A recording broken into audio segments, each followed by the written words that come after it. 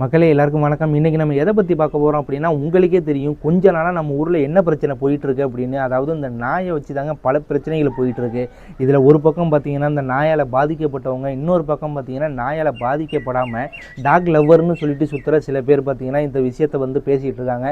இதை பற்றி ஏகப்பட்ட பேர் வீடியோ போட்டிருப்பாங்க, நிறைய நீங்கள் பார்த்துருப்பீங்க. உங்களுக்கு என்னடா இதே வேலையாக இருக்காங்களே அப்படின்னு தோணியிருக்கும். ஆனால் எனக்கு தெரிஞ்ச சில விஷயத்தை நான் சொல்லுவோம் அப்படின்னு தான் இங்கே வீடியோவில் வந்திருக்கேன். என்னோட மனசில் பட்டது உங்களோட மனசில் பட்டது மாதிரி இருந்துச்சுன்னா கண்டிப்பாக கமெண்டில் சொல்லுங்கள். அதாவது இந்த நாயால் பாதிக்கப்பட்டவங்க இருக்காங்கள்ல, அவங்களோட வலி அப்படிங்கிறது நிறைய பேருக்கு தெரியாது. ஏன் அப்படி சொல்கிறோம் அப்படின்னா, நாய் தானே கடிச்சிட்டு அப்படின்னு சொல்லுவாங்க. அந்த நாய் கடியினால் எவ்வளோ பிரச்சனைகளை சந்திக்கணும் அப்படின்னு கண்டிப்பாக நிறைய பேருக்கு தெரிய வாய்ப்பு இருக்காது. நாய் கடித்தவங்களோட நிலைமை பார்த்திங்கன்னா ரொம்பவே ஒரு மோசமான நிலைமைங்க. அதாவது பார்த்திங்கன்னா நம்ம நாய் சும்மா கடிச்சிட்டு அதில் என்ன ஆக போகுது அப்படின்னு சில பேர் கேட்கலாம். அந்த நாய் கடித்த பிறகு நம்ம வந்து ஹாஸ்பிட்டலில் போய் ஊசி போடணும். அப்படி நம்ம அந்த ஊசி போடலை அப்படின்னா அதனால் பல பிரச்சனைகளை சந்திக்கணும். அதுக்கு வந்து எந்த ஒரு தீர்வுமே கிடையாது அப்படிங்கிற மாதிரி சொல்கிறாங்க. அதனால் இந்த ஊசி போடுறதே பார்த்திங்கன்னா நம்ம வந்து இப்போ கவர்மெண்ட் ஹாஸ்பிட்டலில் போய் நம்ம அந்த ஊசியை போடணும். அது வந்து இந்த டயத்தில் வரணும், நீங்கள் இப்போ தான் வரணும் அப்படின்னு சொல்லுவாங்க. அந்த டயத்தில் நம்ம கரெக்டாக போகணும். கரெக்டாக போய் இந்த ஊசியை போட நம்ம தவறிட்டோம்னா அதனால் வந்து ஒரு டிசீஸ் பரவி பெரிய பிரச்சனைகள் உருவாக வாய்ப்பு இருக்குது அப்படின்னு சொல்லப்படுது. அதனால் பார்த்திங்கன்னா இந்த நாயினால் நிறைய பேர் பாதிக்கப்பட்டிருக்காங்க. அதாவது சின்ன குழந்தைகள்லேருந்து இந்த வயசானவங்களாம் பார்த்திங்கன்னா அவங்களால எதுவுமே பண்ண முடியாது. அவங்க ரோட்டில் நடந்து பொறுமையாக போயிட்டுருப்பாங்க. அப்போ இந்த நாய்க்கள் பார்த்திங்கன்னா சண்டை போட்டுட்டு அவங்கள வந்து கடிக்கிறதோ அல்லது வந்து அவங்கள வந்து ஏதோ துன்புறுத்துறதோ அது மாதிரி பண்ணும்போது அவங்க ரொம்பவே மன உளைச்சலுக்கு உள்ளாகுவாங்க. அதாவது அவங்களெல்லாம் பார்த்திங்கன்னா ஒரு கடிச்சிட்டுனா நம்ம ஒரு ஹாஸ்பிட்டலுக்கோ ஒரு வந்து எங்கேயோ அழைச்சிட்டு போகிறதுக்கு ரொம்பவே சிரமங்க. அவங்களெல்லாம் வந்து பார்த்திங்கன்னா கடிச்சு கீழே விழுந்துட்டா தலையில் அடிப்படலாம் அல்லது கை காலை முறியலாம். இந்த மாதிரி பல பிரச்சனைகள் இருக்குது. அதோடு இருக்கட்டுமா, அது மட்டும் கிடையாது. நம்ம வீட்டு தெருக்களில் பார்த்திங்கன்னா சின்ன குழந்தைங்களாம் விளையாடும். ஏன்னா அதை வந்து நம்ம அந்த அளவுக்கு வந்து நம்ம கட்டுப்படுத்த முடியாது. ஏன்னா கிராமங்கள்லாம் பார்த்திங்கன்னா இந்த குழந்தைங்கள்லாம் பொதுவாக பார்த்திங்கன்னா இந்த தெருக்களில் தான் விளையாடிட்டு இருக்கும்.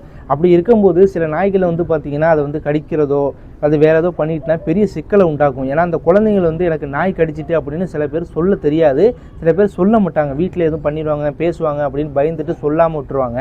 அது வந்து பல பிரச்சனைகளை உண்டாக்கும். சின்ன குழந்தைகளுக்கு நாய் கடிச்சிட்டா நம்ம ஊசி போடாமல் விட்டுட்டோம்னா அதனால் பாதிப்புங்கிறது எல்லாருக்குமே தெரியும், பெருசாகவே இருக்கும். இந்த மாதிரி விஷயத்துக்காக தான் நிறைய பேர் என்ன சொல்கிறாங்க அப்படின்னா, நாயை வந்து ஓரளவு நம்ம கட்டுப்படுத்தணும், அதாவது நாயை வந்து முழுசாக அழிக்கணும் அப்படின்னு நம்ம யாருமே சொல்லலை. எந்த ஒரு மக்களுமே அதை சொல்ல மாட்டாங்க. ஏன்னா அதுவும் ஒரு ஜீவன், அதுவும் ஒரு உயிர் இருக்குது. அதனால் யாருமே அதை சொல்லலை. என்ன சொல்கிறாங்க அப்படின்னா, முடிஞ்சளவு நாயோட இனப்பெருக்கத்தை நம்ம கம்மி பண்ணணும், அது வந்து பரவுறதை நம்ம வந்து கண்டிப்பாக கட்டுப்படுத்தணும். ஒரு தெருக்களில் 10 நாயிலேருந்து 15 நாய்க்கள் அந்த தெருக்களில் இருந்துச்சுன்னா பல பாதிப்புகளை உண்டாக்குங்க. அது எல்லாருக்குமே தெரியும். அதனால தான் பொதுமக்கள் என்ன சொல்கிறாங்க அப்படின்னா, நாய்களை வந்து கட்டுப்படுத்தணும், இது வந்து ஒரு அரசாங்கமே பண்ணணும் அப்படிங்கிறதுக்காக தான் அதை சொல்கிறாங்க. நாங்கள் வந்து அதனால் நாயை வந்து கொன்றணும், நாயை வந்து துன்புறுத்தணும் அப்படின்னு யாருமே சொல்லலை. உடனே இந்த டாக் லவர்னு சொல்லிட்டு சுற்றுறவங்க அவங்க என்ன பண்ணுறாங்க அப்படின்னா, அவங்க வீட்டில் இருக்கிற நாய்கள்லாம் வந்து கடிக்காமல் இருக்கலாங்க, அது நமக்கு தெரியலை. ஆனால் தெருக்களில் இருக்கிற நிறைய நாய் பார்த்திங்கன்னா இந்த மாதிரி பல பிரச்சனைகளை உண்டாக்குதுங்க. அதுக்காக தான் சொல்கிறாங்க. ஆனால் இவங்க அதை புரிஞ்சுக்கிற மாதிரியே இல்லை. அதனால் நிறைய விஷயங்கள் பேசிட்டு ஆளுக்கால ஒரு வீடியோ போடுறது, நான் இப்படி நான் பண்ணது தான் உண்மை, நான் சொன்னது தான் உண்மை, அவங்க வந்து மாற்றி சொல்லிட்டாங்க, அதாவது விஜய் டிவி வந்து எடிட்டை மாற்றி போட்டாங்க அப்படிங்கிற மாதிரி நிறைய விஷயங்கள் சொல்கிறாங்க. அதாவது நம்ம ஒரு இடத்துல பேச போகும்போது நம்ம என்ன பேச போகிறோன்னு நமக்கு தெரியாது. பேசிவிட்டு அப்போ வந்து இங்கே வந்து நான் வந்து இதை பேசிட்டேன், அவங்க தப்பாக சொல்லிட்டாங்க, நான் பேசுனது சரி, அவங்க காட்டினது தப்பு அப்படின்னு சொன்னால் யார் நம்புவா?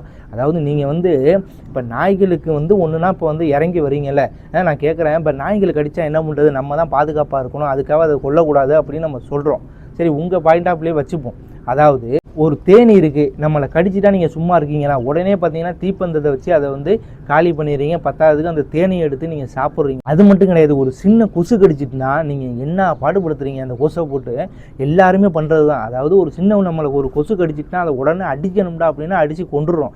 இந்த மாதிரி விஷயங்கள் நடக்கும். ஒரு சின்ன கொசு கடிக்கும் போது நீங்கள் வந்து பரவாயில்ல கடிச்சிட்டு போட்டோம், அது ஒரு ஜீவன் தானே, விட வேண்டியதானே? விட மாட்டோம், யாருமே விட மாட்டோம். ஏன்னா நமக்கு நடக்கிற ஒரு இந்த அந்த பிரச்சனை வந்து பார்த்திங்கன்னா அது பெருசாக தெரியும். அடுத்தவங்க நடக்கும்போது அதனால் என்னடா இது அப்படின்னு போயிடுவீங்க.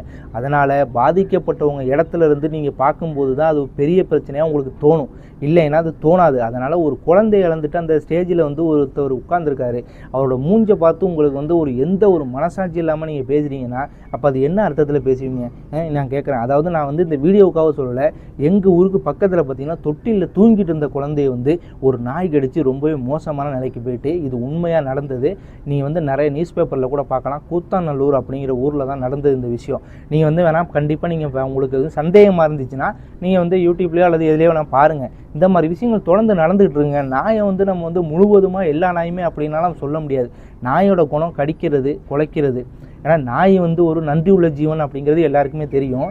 அதனால் நிறைய விஷயங்கள் நடந்திருக்கு, அதாவது நல்ல விஷயங்கள் நிறையவே நடந்திருக்கு. அதை யாரும் இல்லைன்னுலாம் சொல்லலை. அதை நம்ம முற்றிலுமாக தவிர்க்கணும் அப்படின்லாம் கிடையாது. ஓரளவு அதை நம்ம கட்டுப்படுத்தணும் அப்படிங்கிறது தான் எல்லாரோட எண்ணமாக இருக்குது. நம்ம வந்து எந்த ஒரு உயிரையும் வந்து ஒரே தடியாக எல்லாத்தையும் கொல்லணும் அப்படின்லாம் கிடையாது.